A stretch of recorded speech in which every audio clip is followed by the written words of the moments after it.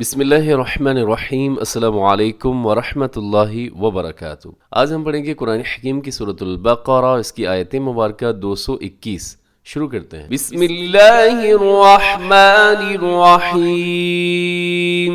وَلَا تَنكِحُوا الْمُشْرِكَاتِ حَتَّى يُؤْمِنَّ وَلَأَمَةٌ مؤمنة خير من مشركة ولو أعجبتكم۔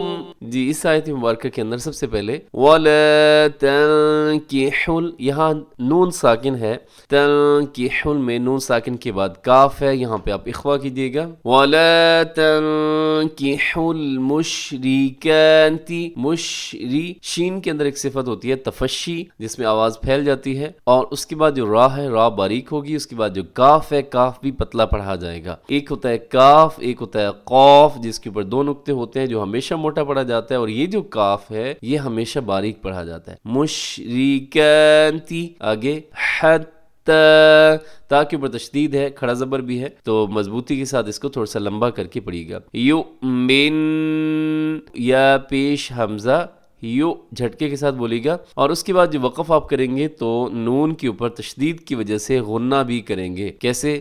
حتی یؤمن، ایسے۔ وَلَأَمَةٌ مُؤْمِنَةٌ خَيْرٌ، یہاں دیکھیے گا مؤمنتن کے آگے تنوین ہے، تنوین کے بعد خا ہے تو یہاں اظہار حلقی ہوگا۔ مؤمنتن خیر، خیرن پہ آخر میں تنوین ہے، اس کے بعد میم ہے، یہاں ادغام کیجیے گا۔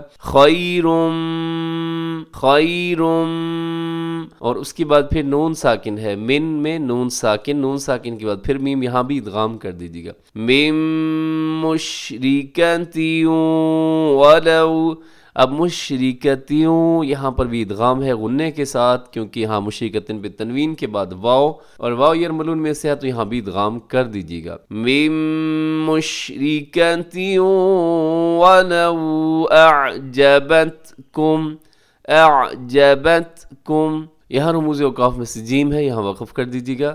آگے وَلَا تُنكِحُوا الْمُشْرِكِينَ، یہاں تنکحل میں تا نون ساکن ہے، نون ساکن کے بعد کاف ہے، یہاں بھی آپ اخوا کیجیے گا۔ آگے وَلَا تُنكِحُوا الْمُشْرِكِينَ، آگے حَتَّى يُؤْمِنُوا، یہاں بھی جھٹکے کے ساتھ یؤمنوا، تھوڑا سا لمبا کیجیے گا، آخر میں واو مدہ ہے، رموز اوقاف میں سے تو ہے، یہاں وقف کر دیجیے گا۔ آگے دیکھیے گا وَلَعَبْدٌ مُؤْمِنٌ خَيْرٌ من مشرك ولو اعجبكم، خیر، یہاں بھی ادغام ہے، مم مشرکن یہاں پر بھی ادغام ہو رہا ہے، اور مشرکیوں ولو یہاں پر بھی ادغام ہو رہا ہے، یعنی پے در پے ادغام ہو رہے ہیں۔ ولو اعجبکم، آگے دیکھیے گا رموز اوقاف میں سے یہاں پہ طا ہے، وقف کر دیجیے گا۔ اولئک یدعون الی النار، اولئک یہاں مد ہے، مد متصل، ید دال کلکلا، عون میں عین کا خاص خیال، الی النار، اس میں نون مشدد پہ غنہ کیجیے گا۔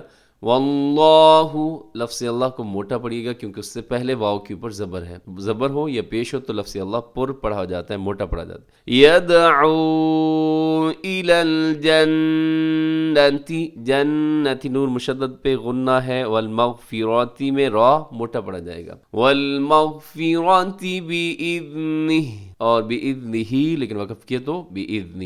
وَيُبَيِّنُ آيَاتِهِ لِلنَّاسِ لَعَلَّهُمْ يَتَذَكَّرُونَ، جی وَيُبَيِّنُ مضبوطی کے ساتھ پڑھیے گا، لِلنَّاسِ میں غنہ ہے، لَعَلَّهُمْ میں عین کا خیال، يَتَذَكَّرُونَ کو ذال کو زا نہ پڑھیے گا۔ آیت کو پھر سنیے گا۔ وَلَا تَنكِحُوا الْمُشْرِكَاتِ حَتَّى يُؤْمِنَّ وَلَأَمَةٌ مؤمنة خير من مشركة ولو أعجبتكم ولا تنكحوا المشركين حتى يؤمنوا ولعبد مؤمن خير من مشرك ولو أعجبكم أولئك يدعون إلى النار والله يدعو إلى الجنة والمغفرة بإذنه ويبين آياته للناس لعلهم يتذكرون صدق اللہ العظیم۔